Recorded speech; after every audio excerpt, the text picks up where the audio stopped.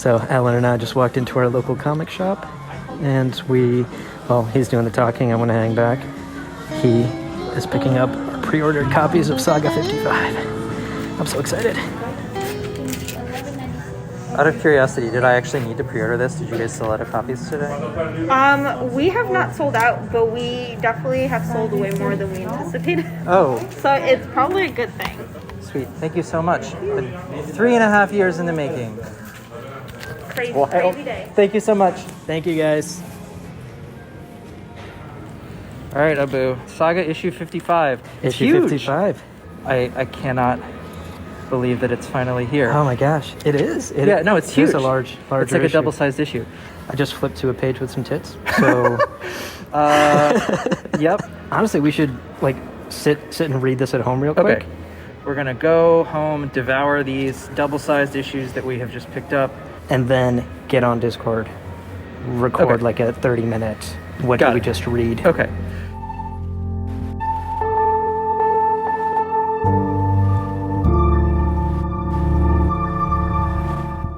Welcome to a very special episode of Hazel's Story, an epic saga podcast.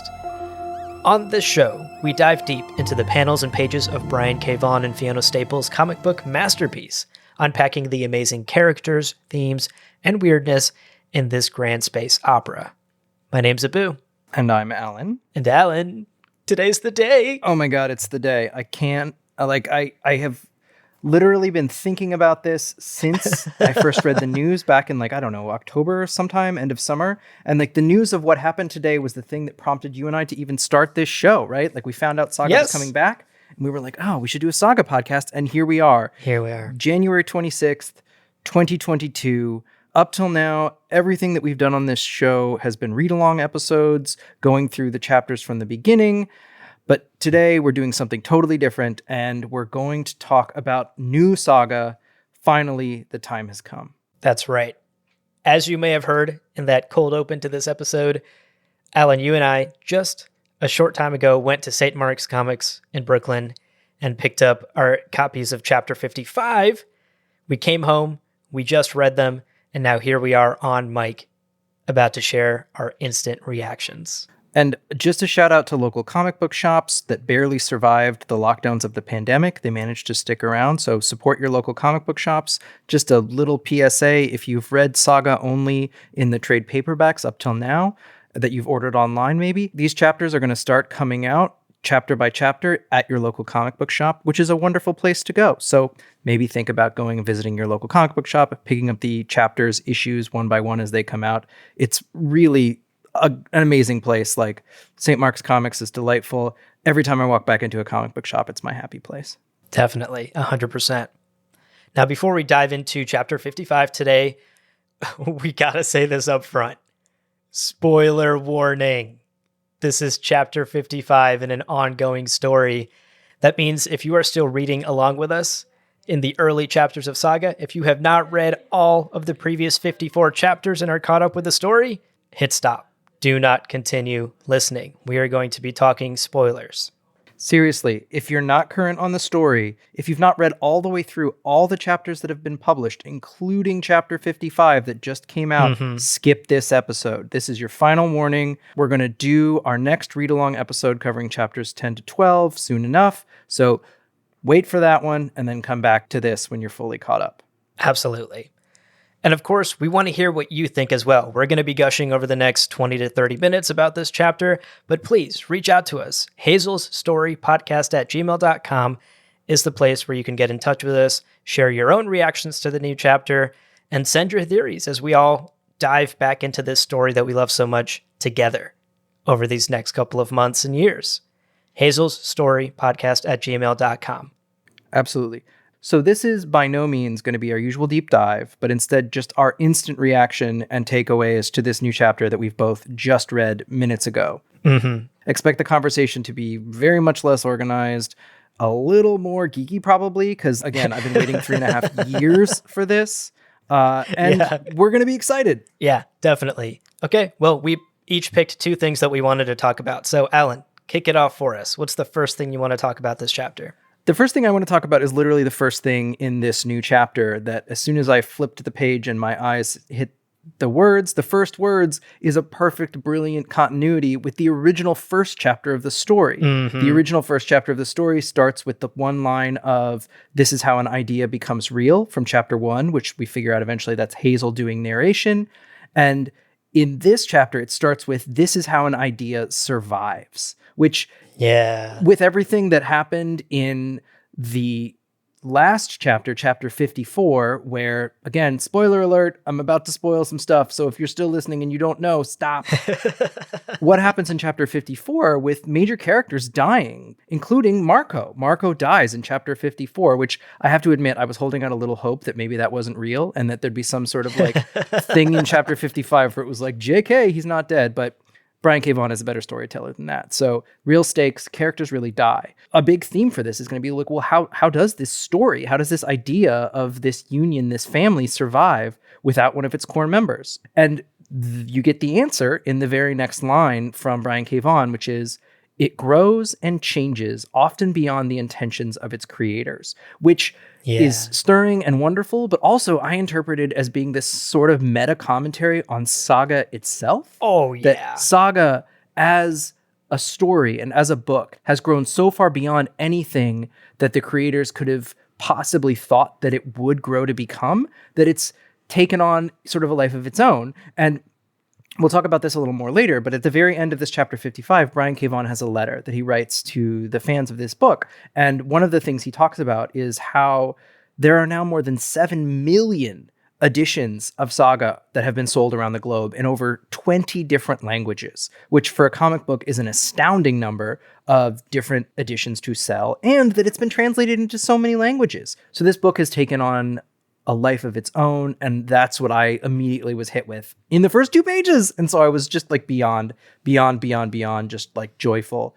And then the second thing that I just wanted to talk about briefly was, you know, something that's been anticipated, and with that huge fan base that has grown, you know, just like how Star Wars with the later films that came out, there's some fan service here, including a little fake out that happens. So the first thing that happens is we get this character who we learn their name is Bombazine. They're on the cover of the issue standing next to Alana with Hazel below, sort of mirroring that family structure that was Marco, Alana, and Hazel. And when we're first introduced to Bombazine, he says to somebody on the street that he's Alana's husband, which is like, record scratch? Alana's remarried? Yeah. But then like 2 lines later, Alana snaps back at him to say, "Don't ever lie and say that you're my husband." And so you're like, oh, that was like a con where he was trying to protect her. And then there's just all of these other callbacks. You get the weird flaming like head and hands cops that are from, I don't even remember when in the story. It's somewhere in the middle chapters. Those guys come back and you're like, okay, really, in this universe, all the cops just have flaming heads and hands, I guess. Cool. And also are kind of corrupt. Love that. Love it. And then the ultimate fan service, of course, is shipping characters, right? So that's this sexy tension between the Will and Gwendolyn that goes all through the previous 54 chapters. You know, I was wondering what's going to happen with that. Right here in this You chapter, got your answer. We get it in like some pretty like Pretty graphic detail, I'd say, yeah, over the course of like detail. 3 whole pages. Yeah, they just like, the Will shows up and they just go to town in a number of positions, in a number of orientations, to an extent where I also thought that this was going to be another fake out. Like I thought it was going to be like, and then it would be like when the Will thought that the stalk had come back to life, that it was going to be just pretend he didn't actually like have sex with Gwendolyn. And then it was like, oh no, that's real. All right, let's go with it. I'm done. Those are my reactions. What did you think, Abu? That's amazing. I love it. I love it. I do want to ask you, actually, with the Bombazine character, he says, "I'm her husband" on the last panel of the page, and you have to actually physically turn the page. Yep. To find out, which, you know, Brian gave on Fiona Staples, how dare you, like, fake me out like that. Did you fall for it? Because part of my instant reaction was, no, Alana would never. No, I refuse to believe this. Oh, so I totally did. Like, I was totally like, oh. I mean, it's been, because it sets up that 3 years have passed. And I was like, 3 years, you know, single parent in this war-torn universe is hard. I like that I thought the sex scene was fake, but it was real. But you thought that you didn't fall for the fake husband thing. So I guess maybe. Yeah. So fun. I love it. I love it so much. I agree with your points. And in fact, I'm really glad you brought up sort of the meta commentary about how ideas survive with the opening narration from Hazel, because I hadn't considered that as Brian giving us a little meta narrative about Saga itself. But now that you say it out loud, yeah, of course, that's exactly what he's saying. This is how his little idea from a decade ago survives and continues in these next chapters that we're finally getting. So cool. So the two things that I wanted to really quickly touch on is first, just a feeling. And that feeling is like being hugged by a thing I didn't know I missed so much these last 3 years. Like there's this feeling of warmth and comfort flipping through these pages and revisiting these characters that I've been away from for years and years, but I've always felt so deeply attached to. And in addition to that, it feels so much like Saga, right? Like with such a big gap, you run the risk of the story feeling entirely different because none of us are the same people we were 3.5 years ago. Totally. And that includes Brian, that includes Fiona. Or even 10 years ago when they started this, right? Like, exactly. They started writing Saga over a decade ago, but it still feels directly connected to even that very, very first chapter from all the way back then. Absolutely. And that comes through in everything from the writing, from the things we love about Saga so much, the gore, the sex, the vulgar language, but also the family and love and just heart at the core of this story that's always been there. That is still here too. And it just felt so good to come back to a story that I have loved so much and know I will love for the next couple of years as we finish this journey together. It's going to be awesome, and I can't wait.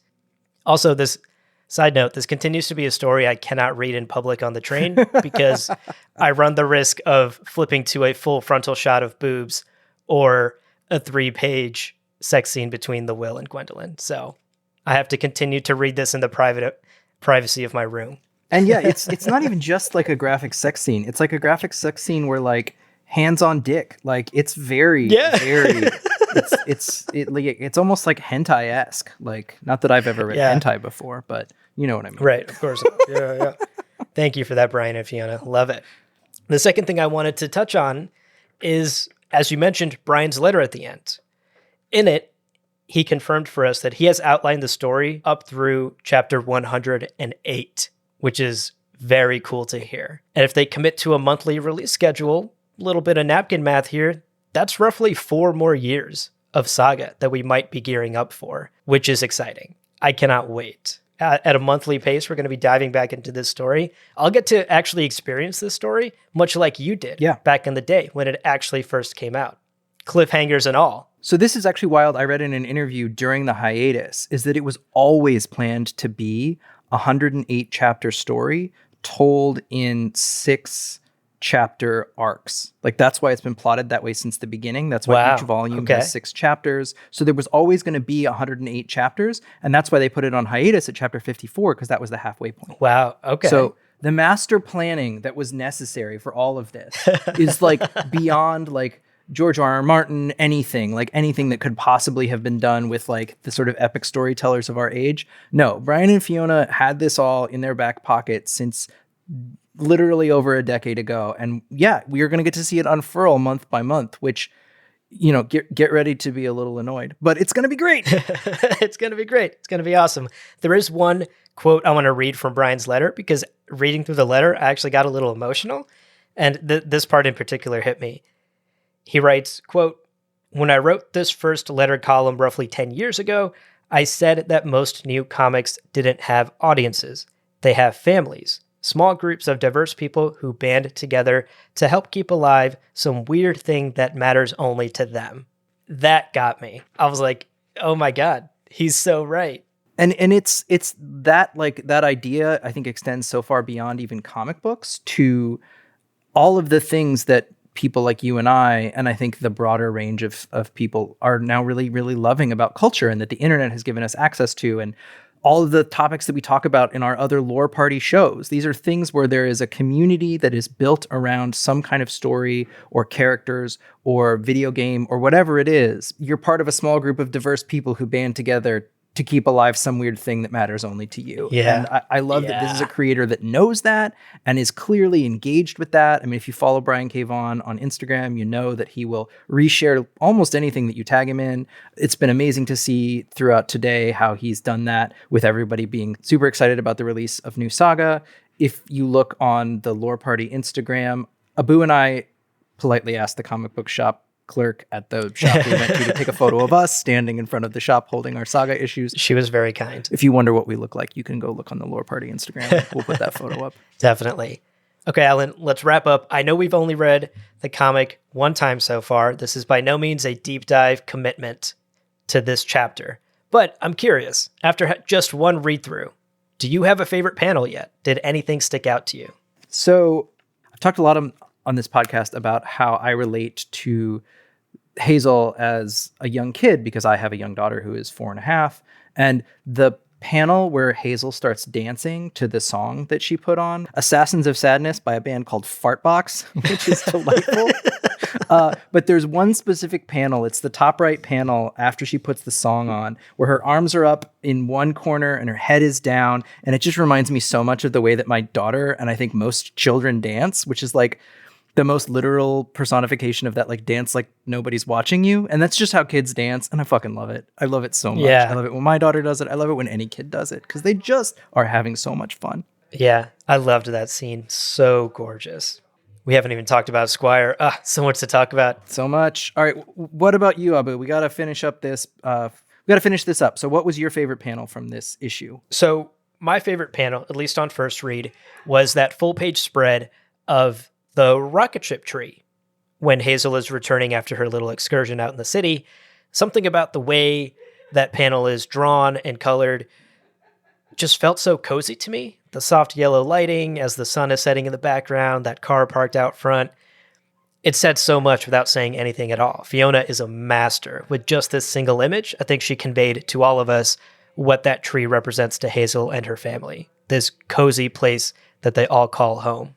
I loved it. Yeah, it's truly just amazing, the little tiny worlds and also the big epic worlds, right? Because a couple pages later, you get like the vastness of space and this pirate ship that they run into that literally looks like a giant skull. And so it's like these little tiny, very accessible details and then these giant cosmic scale things that are both rendered in this like incredibly wonderful way by Fiona Staples.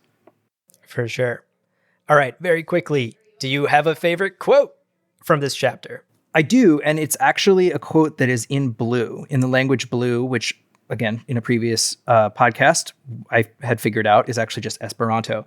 And it's the two lines that get said by what is in effect a magic suicide bomber out in the marketplace in the very first sequence of the book. So did you translate what those two sentences are that the bomber says? I did not translate. What do they say? So I looked it up. So this person comes down into the marketplace. This is obviously somebody who is from Wreath, but she's had her horns sawn off. So has suffered some terrible trauma, potentially torture, whatever, something awful. So she says in Esperanto, mi no plu koleras, mi nur sentas min maleplena, which means I'm not angry anymore. I'm just empty. Oh my gosh. And then, of course, she detonates her magic crystal bomb suicide vest that she's wearing around her. And it just struck this amazing chord. And I glossed over it on first read, but then I went back and translated it. And I was just like, the empathy for what someone must have or must have suffered to be able to become a suicide bomber. Just the way that Brian K. Vaughan can create empathy even for a character like that. And just through in another language, in Esperanto. It's something you have to dig for as a reader to go translate it in Google Translate, but then just it hit me so hard. Yeah. That scene was powerful. And then for you, Abu, what lines from this book really stuck out? Mine's a real quick one. This line made me laugh out loud reading just now. It's that panel where the Will is claiming that he has never been interested in sleeping with Gwendolyn. And Lying Cat pops into the frame and just screams, lying. I loved the way that shot was framed and how Lying Cat is almost breaking the fourth wall and looking right at us, the reader.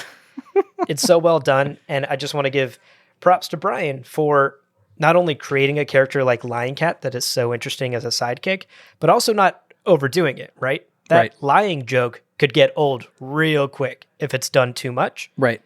But Brian saves it for just these really punchy moments that have the most effect. Like here, when the Will says, no, I never wanted to sleep with you. No, and it's only like let loose so effectively in moments like that. It could become a catchphrase, almost overused, but just so brilliant. Yeah, so good. I'm so excited Saga's back, Alan. We're in it now. We are indeed in it now. Okay, well, stay tuned. We'll be back with our regular deep dive episode next week for chapters 10, 11, and 12.